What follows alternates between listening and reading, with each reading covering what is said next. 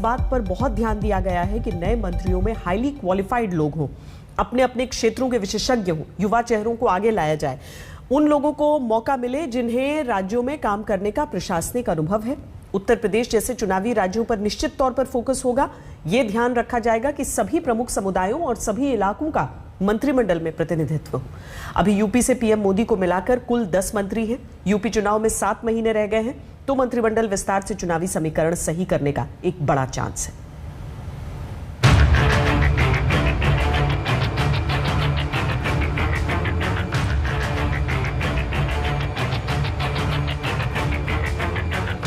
UP, Bengal, Maharashtra और गुजरात मंत्रिमंडल विस्तार में ये 4 राज्य फोकस में हैं। इनमें यूपी और गुजरात में अगले साल चुनाव है। महाराष्ट्र में खुद को मजबूत करना है और पश्चिम बंगाल में दीदी के लिए चैलेंज बनाए रखना है। इसलिए बंगाल से शांतनु ठाकुर का नाम चर्चा में है, जो बीजेपी के सांसद हैं।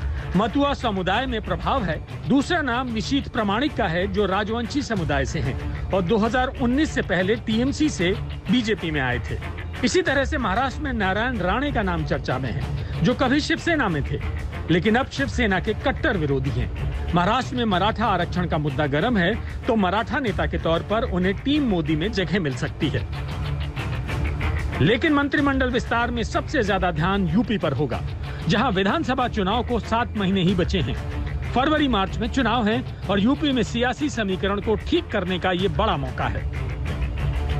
इसमें ब्राह्मण चेहरे के तौर पर कानपुर से सांसद सत्यदेव पचौरी, प्रयागराज से सांसद रीता बहुगुणा जोशी, बस्ती से सांसद हरीश द्विवेदी, खीरी से सांसद अजय मिश्रा के नामों की चर्चा चल रही है।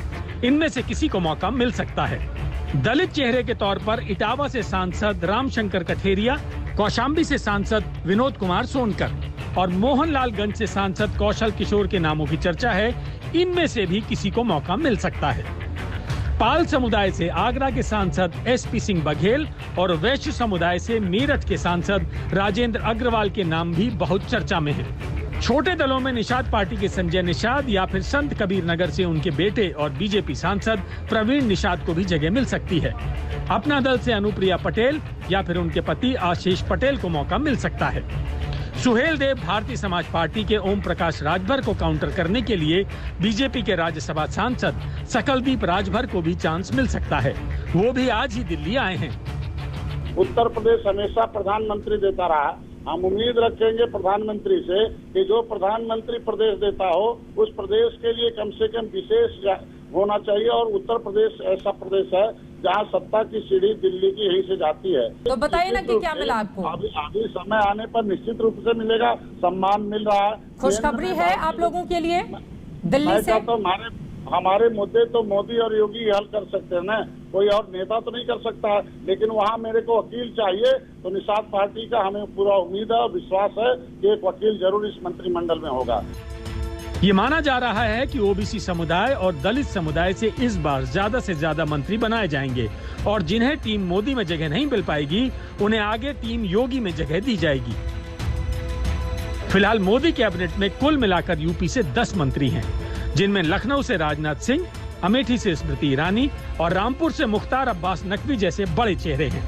चंदौली से सांसद महेंद्र नाथ पांडे, बरेली से सांसद संतोष गंगवार, गाजियाबाद से सांसद जनरल वीके सिंह मंत्रिमंडल के बड़े चेहरे हैं।